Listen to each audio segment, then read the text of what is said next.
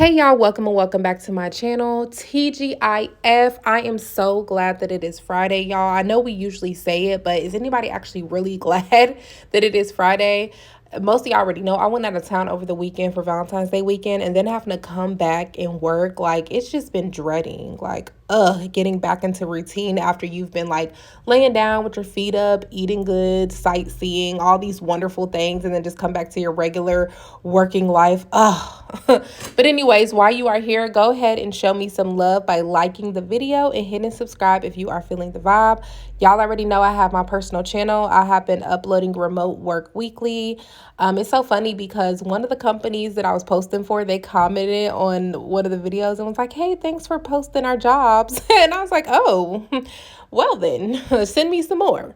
But yeah, so if you are looking for remote work or you know somebody looking for remote work, definitely follow my personal channel. I've been working remote for about 5-6 years now. So I have a lot of knowledge on working from home. If you're working from home and you don't have no child care to little child care, I have a whole video on how to do that, my day in the life of doing that. Like, my toddler stays home while I work from home, but my older two kids go to school. But I definitely probably can help you guys out. And then y'all already know I have story time and just some vlogs on there and some other things. And I will be sharing some updated personal videos as well. I think I'm gonna start doing that this weekend, giving tips on single mothers dating, how to manifest your person, and just things like that. I have a lot of knowledge to give, and I am going to give it.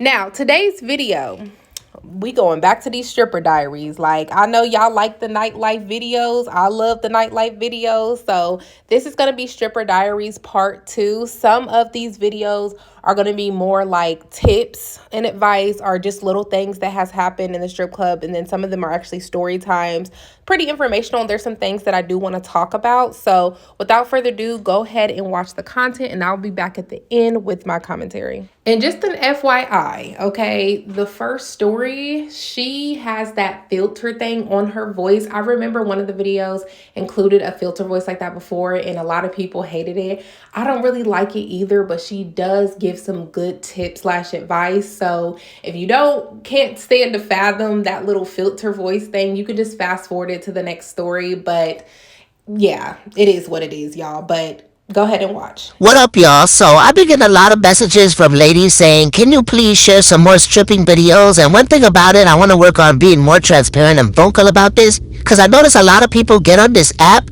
and only share the glamorized aspects of being a dancer. They don't really get into it. And it can be very misleading for people who's trying to get into the industry. So I'm going to tell y'all the ugly truths of being a dancer. First things first, you are not going to make $1,000 every single day. You are not going to make a bag every single day. Please get that out of your head immediately. Exit out.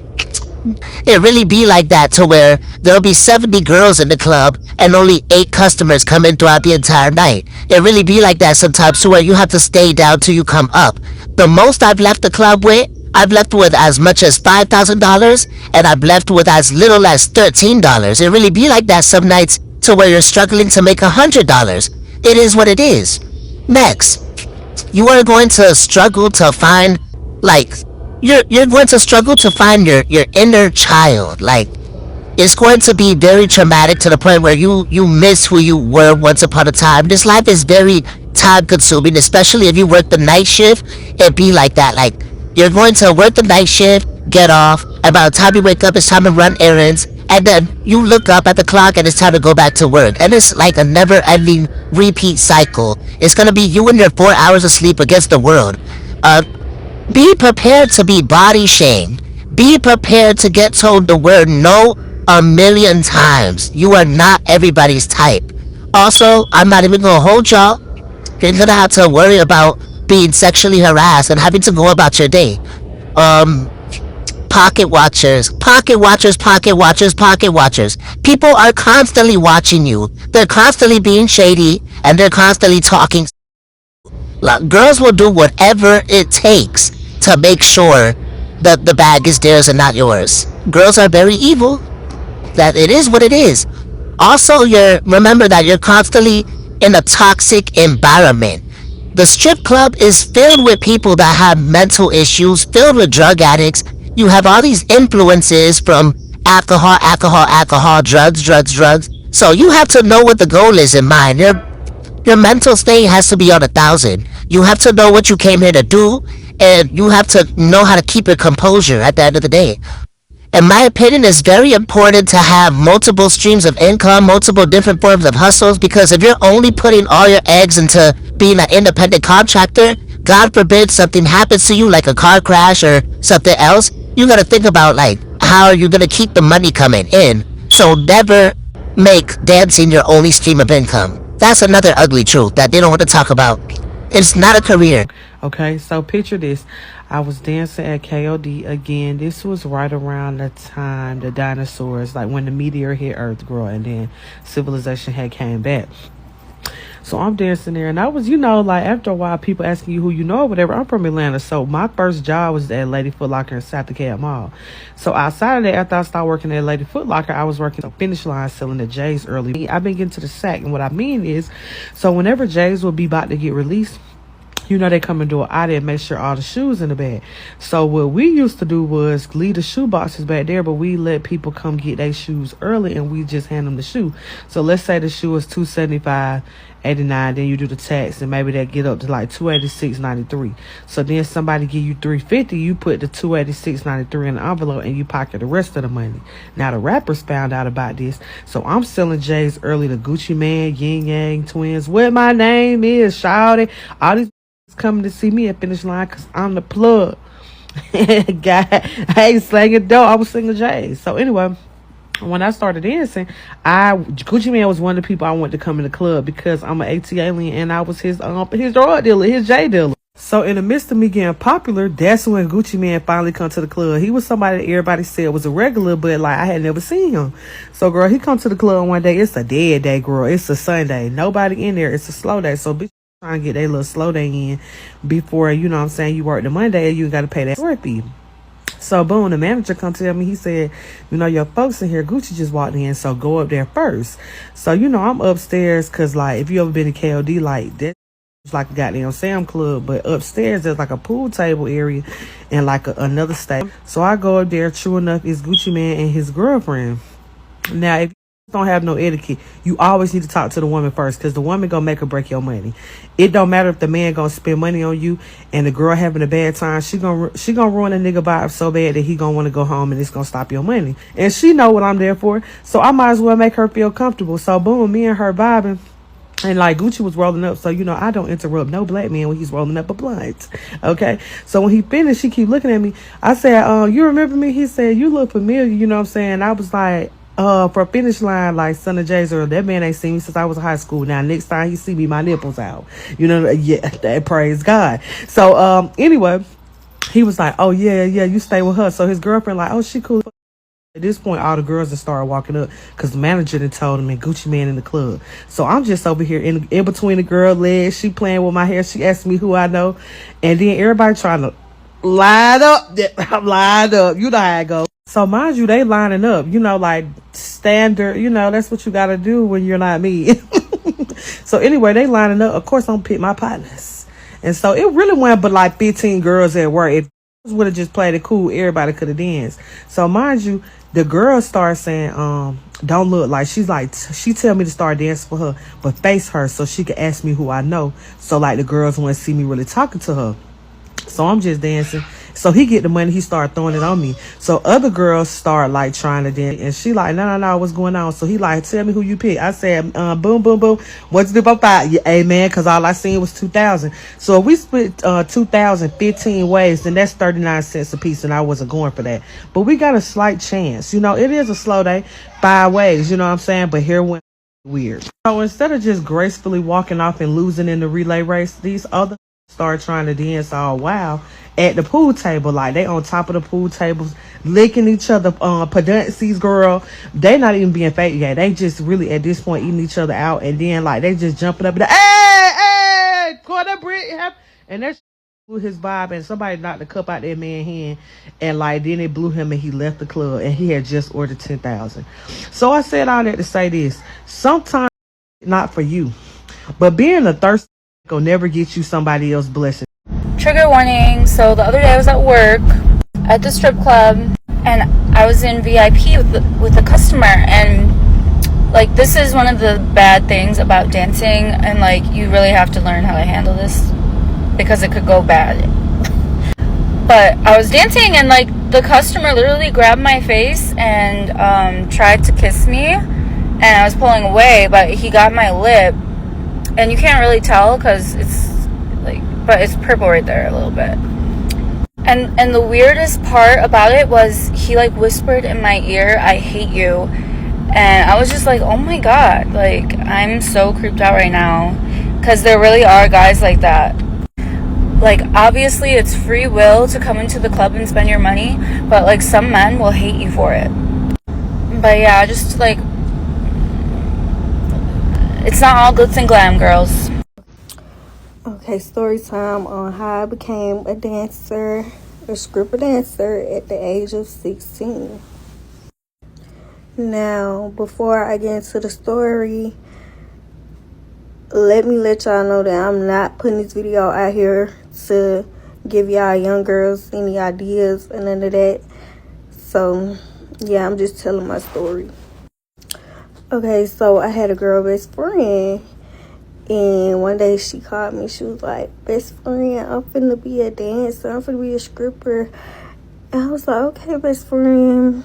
So I had asked, I was like, "Do you want me to go with you?" Mind y'all, I'm not supposed to be dancing or nothing. I was just supposed to be going with her to support her. Like, because she was going to be dancing with a group of girls. And, yeah, that's my best friend. So I'm going to go wherever my best friend going because we don't know these other girls. Okay, so boom. We started going... she started going to the stores and stuff, getting her some outfits and stuff like that. I'm like, okay. So we get to the club or whatever, and somehow I just end up dancing with them. Like, I'm always that girl. Like, if I go outside the club, I'm gonna dance anyway. So that's just how that went. So then, boom, the man that she was working for, he had like his own little booking agency or whatever. Okay, so he had asked, do I want to dance or whatever, and like, do I want to work for him, start getting booked like the same way she did. And I was like, might as well. So okay, boom. So we had to like send him pictures and stuff of ourselves and all this. He was gonna book us a photo shoot, all this and that and third. Okay, cool. Did all that. So he started booking us for gigs and stuff. And I'm not gonna lie, like, the money was good, y'all. The money was good. Even though we had to split with the other girls, but it was worth it because, you know, everybody still ate. Oh, and before y'all come in the comments like, why was you dancing at 16 and you supposed to be in school and all this and third? Baby, I was homeschooled. Like, I was bad in school, so my mama, I ain't gonna say I was bad, I was just fighting a lot. But, so my mama had ended up homeschooling me. So, yeah, I was doing my schoolwork during the day and at night, you know. So, yeah. And from my personal experience, I do not recommend doing anything of that sort with somebody else unless y'all been locked in 10 years plus, because no, I'm gonna have to come back and tell y'all another story time on why me and the girl fell out, who was my best friend at the time. Okay, y'all, so this is part 2 on how I became a strip dancer at 16. And this the part I'm gonna tell y'all about how my mama found out. Okay, so before I get into the actual story on how she found out, I'm gonna give y'all a little background on why everything happened how it happened. Okay, so my mama was a real estate agent at the time. So she wanted to be like one of the people that do the fixing up and stuff. So, okay, boom, she got this house from this lady. She was renting the house out. and they had an agreement that my mama could live there. She was gonna help the lady fix the house up, and eventually, I guess my mama was gonna rent to own the house, something like that. However that go. Okay, so it got to a point where my mama stopped paying the lady the rent money because she was putting so much money into the house and fixing it up. So the lady ended up evicting her. Okay, she got evicted. I was already gone at this point, and y'all, like, the house, it was just like, why would you do this to us? Like, why would you do it? Only had one working bathroom. It had rats, roaches, and that right there just set me off on my way. Like, no, I had to get the but yeah, so I was already gone at my godmama house or whatever. So my mama had called my godmama and was like, yeah, you need to come bring Treasure by so she get all her stuff. Because at this point, they done threw all our shit outside. Like, I'm talking about real dead evicted, y'all. I'm talking about we pull up, the marshals throwing shit off the goddamn balcony on top of the house. I'm like, damn, okay. Okay, so after all that, I had ended up living with my godmama. When I was living with my godmama, that's when I decided I wanted to do hair and I wanted to sell stuff. So I started doing all of that before I even got into the stripper industry. So after all that, I had been dancing for a while now. And then my mama, she had called me back home for something. Okay. Now, when she called me back home, it was home, y'all. Like, oh my God. So, my cousin had this house that she was renovating, right?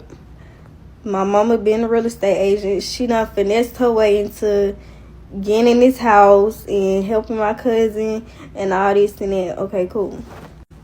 So, I guess my mama expected me to want to live in a house that's being renovated. None of the bathrooms worked. The water off. Then we got in bed on the floor, which, like, I mean, it don't bother me, but, bro, like, let's be for real, bro. I can't even take a bath in it bed. Like, you think I'm finna stay here? Is you cool? No. Okay, so after all that, I had left. I had run away. And my mama had got my phone after I had run away. And she went, I don't know how she got my phone, how she figured out my password, anything, but she figured it out. So after she figured it out, she got my phone and she seen all the videos and stuff of me dancing. So immediately, the next day, y'all, she called defects on me. Okay? Called defects on me. So after she called defects on me, we had to go to court about this situation. So she took me to court and she telling them, like, she told them, bro, my mom told them so much crazy stuff. She was like, I'm a prostitute and all this and that and third. And I'm like, bro, like, is you okay? Like, you're not okay. Do you want to tell them about how you had me sleeping in these type of houses? Like, do you want to tell them about that? Because, what? So, okay, after the first time we went to court, they had ended up putting me in a group home and all that. So, at the group home, and I think I had court like the next day or whatever. They had they basically like asked me what I wanted, and I was like, I want to stay with my dad. Like, I go stay with my dad, and they had to make sure my dad was legitimized and all that. Okay, y'all, I forgot to tell y'all my parents oldest. At this time, my mama 50 something, and my daddy is in his 60s. Okay. So once I got back with my dad, My dad was like, go back and stay with your godmama because he owed not really nothing he can do anyway. And then like when my dad stayed at, he already kind of knew like this girl is not gonna be staying here for a long time. Like she gonna keep leaving and keep coming back whenever she feel like it. Oh, and I forgot to tell y'all. So while we going through the whole court process and everything, y'all, I was pregnant.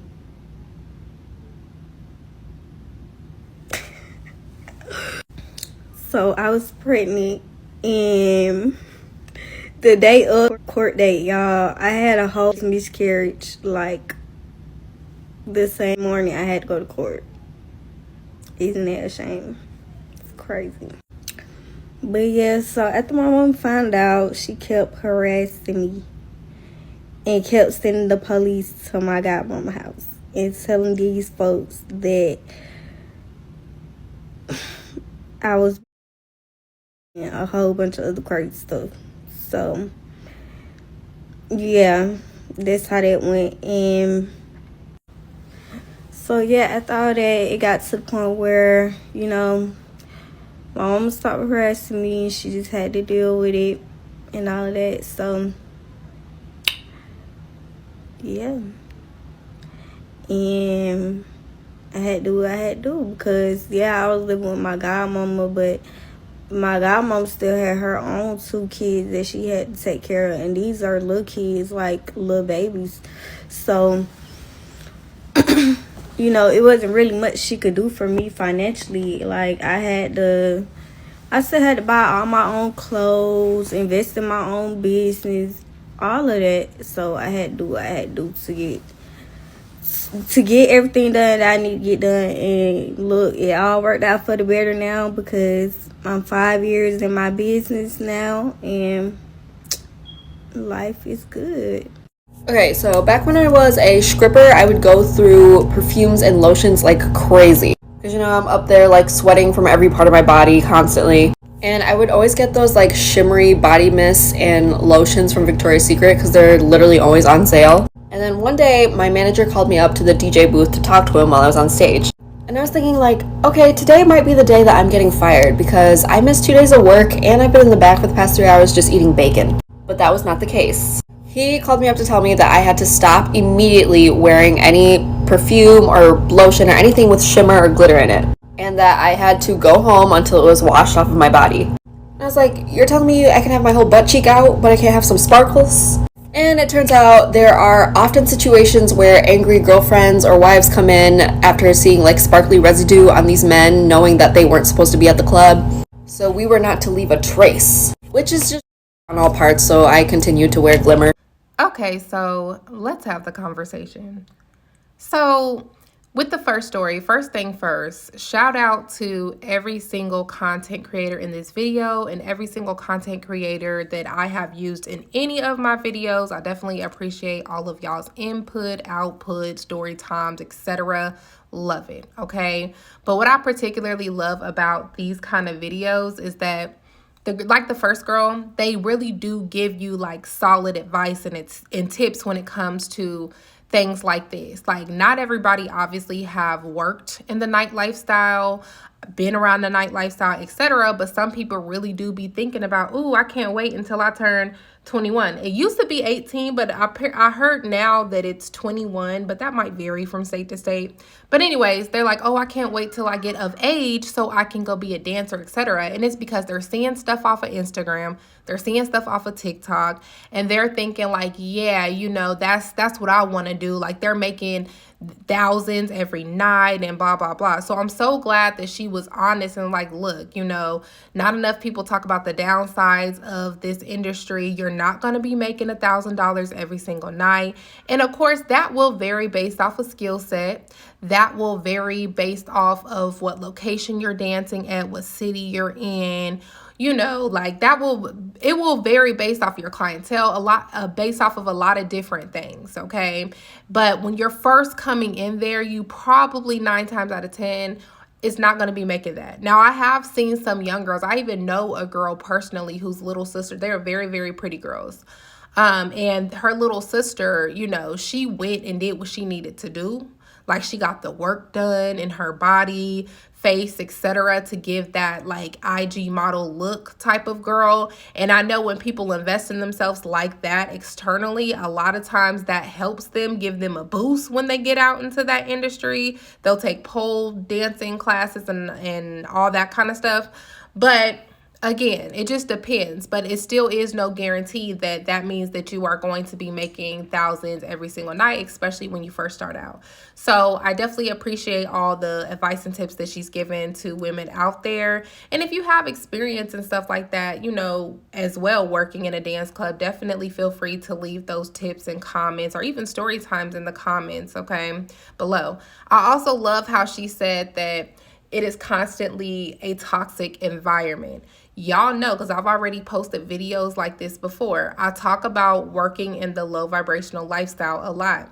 And regardless of who agrees or not, the night lifestyle is a low vibrational lifestyle. It doesn't mean that each and every person working in that lifestyle is low vibrational, but you are surrounded with low vibrational people and low vibrational things. Because think about what you see in the nightlife. Think about certain activities that happen morally in the night lifestyle. Think about what people do for certain things in the night lifestyle. Okay, so it's like a world of like low vibrations. Okay, and even if you listen to like some rap artists who talk about their life being in the streets, etc., you will literally hear them say like, I was talking to the devil and blah blah blah blah blah, right? Because it's realistically true. Like, that's what happens in the night lifestyle. Like, you're surrounded, again, by low vibrational people, low frequency people, etc. Okay, so you have to protect yourself going into these night lifestyles. And I don't care if that's a bar, if you're a bartender, I don't care if you're a waitress at the night lifestyle, like nightclubs, etc. I don't care if you're a dancer. I don't care if you're a streetwalker. I don't care what you do. Pray over yourself. Pray over your friends, family, if you know that that's what they're doing. You should do that in general, but I mean specifically if you know that they're about to walk into these spiritual, dangerous places, like make sure that you are praying over them, pray over yourself, etc. Okay, because you never know what energies, spirits, souls that you are intermingling with. I one time heard this story I think it was on TikTok, from this girl who used to be a dancer, who said that, I believe it was one night she walked into the strip club, and then after she drunk a little bit too much, all these faces turned into like demon faces, and it freaked her out, and she ran out the club, and she never came back after that. So I do, again, feel like, you have to protect yourself, again, going into that industry, because it is filled with spirits, okay? Filled with bad spirits, because there's good spirits and bad, but it's filled with bad spirits. So you really have to be careful what you're getting yourself into, okay? Now, one thing I can say about the 16-year-old, even though I do not agree, she's a minor. She should not be doing anything like that. So I definitely don't agree when it comes to that. And to the man who asked her to dance, like, sir, you could definitely be charged for that, because she's a minor. So why would you even ask her to do that? You could at least wait till she got 18, like at least to ask. I mean, because technically she's legally adult, even though it might not be legal in that state. I don't know. But I'm just saying she's way too young to be dancing. So that means that this teenage girl is dancing for these old men, perverts, etc. Like, and she a baby still, like. But I ain't gonna lie, she definitely, I feel like she probably grew up a little too fast. I think that she definitely heard a little bit too much, seen a little bit too much by the way that she talked. Because y'all probably don't notice that much, but I had to do a whole bunch of editing on her part, because she cusses up a storm, honey. So I feel like she just done been around a lot, okay? And then on top of that, getting pregnant early and stuff like that.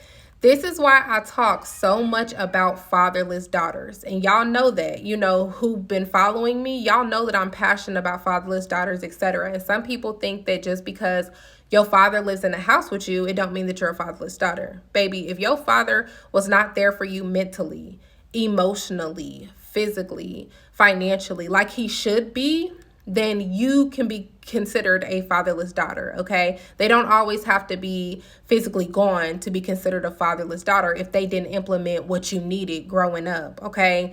Like I've said before, a father is supposed to, they have different roles for the son and the daughter, but particularly for the daughter, they are supposed to show the daughter what it's like to be provided for a man, love properly for a man, what healthy love looks like by loving her mama in front of her properly. Like, she's supposed to pick her husband based off of what her father has shown her, okay? So when you have that out of the household, the daughter tends to search for that on her own. And if she does not see the mother dating somebody properly, like, she never will know what healthy love looks like. That's why, like, when I hear some women say, like, oh, well, you know, I don't want to date at all because, like, you know, I have children. I get that. And I know you need to focus on parenting. Absolutely. That's number one when you are a single mother. But you do still also need to remember that your children, in order for them to have a healthy love lifestyle, have a healthy love relationships, then they also need to see that and implement that. So if they never get to see it, then that means when they get older and they go out on the world, they're just going to guess what it is. And you better just hope and pray for the best.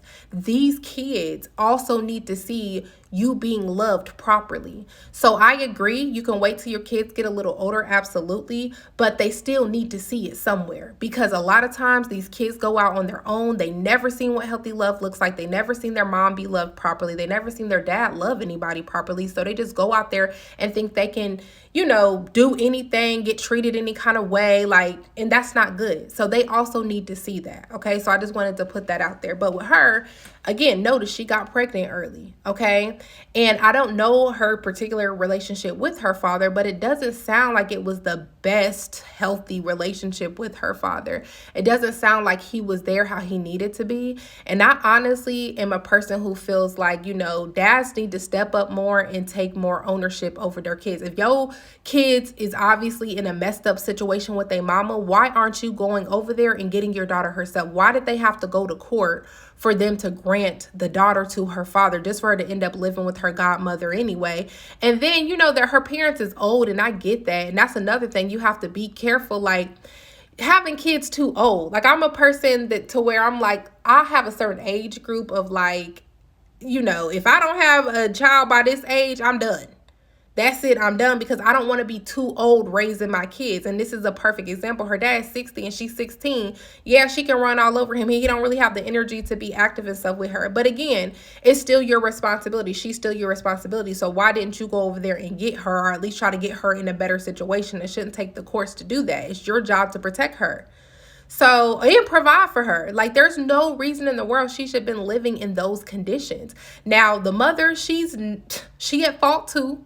Like, us as mothers, we have got to do better when it comes to this kind of stuff. I have been seeing way too many stories recently of these mothers doing crazy stuff to their kids. Like, I don't know what's going on, but we got to get ourselves together. I don't know if you need counseling. I don't know if you need spiritual cleansing. I don't know what you need, but it's our job as mothers to be the best we can be ourselves, so we can also be the best mothers we can be. We got to first be our best selves in order to even do that, okay? It's me before mother. It's me before sister. It's me before wife. It's me before friend. Anything. You got to get yourself together first.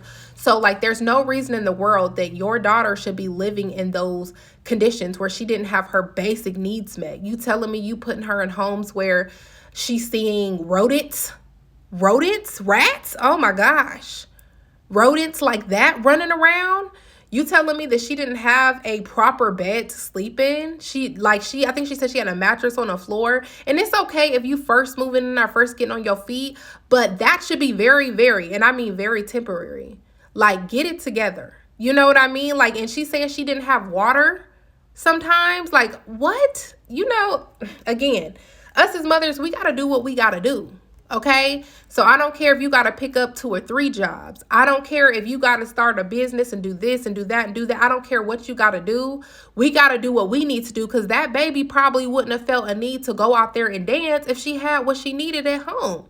It don't mean you got to live in no big 4 or 5 bedroom house, but it means that you need to have something proper and comfortable and warm and cozy for her to come home to where she didn't feel like she needed to go anywhere else. Home should have felt like home for her. So her mother felt her in that aspect. And if you need help, baby, like, That's okay. Again, she should have been reaching out to the dad. The dad should have been reaching out to her, checking on the daughter, or ask family like a lot of people do. Listen, I need to get on my feet right now. I don't even have the best basic necessities for my kids. Can she stay here for a little bit and I'll be back to get her? But that is unacceptable. That's exactly what drove her out there to do that, And these fathers, again, y'all have to step in. If I have any fathers listening, y'all have to step in and do what y'all need to do for your daughters, okay? Because there's no reason for her at 16 to go out there and do what she feel like she needed to do to get money so she can provide for herself like she needs to provide for herself, okay? I was just having a conversation with my fiance about, he spoils his daughter. Absolutely, she's spoiled. She knows anytime she need anything or she want anything, no matter what it is, 90% of the time he gonna get it, or she already got it. Sorry, y'all, my phone. But she already got it. You know what I mean? So, but I told him at least that's good that she knows she can call him anytime for that, to where she don't have to go out there and feel like she got to do certain stuff to get that. Or she don't have to go and find a little boy who's going to provide that for her. Like, oh yeah, I'll buy you some shoes, or I'll buy you this and I'll buy you that. Like, she knows that her daddy's going to get it.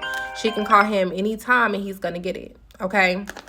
So fathers, y'all got to do better. Mothers, y'all got to do better. And I've already told y'all before, working from home as a mother, I feel like it's the best thing you can do, especially for single mothers. So definitely make sure you follow my personal channel. It's going to be linked in the comments if you're looking for remote work. But that's one of the best things you can do as a mother is work from home. Why? Because you can be watching kids while you working from home. You there before they go to school. You there after they come home from school. Like, what's up? You know what I mean? Starting dinner, put a load of laundry in on your break. Like, you can do what you still need to do and sit right at home and watch they butts. What you doing? Where you going? What time? Nope. You know what I mean? Did you do your homework?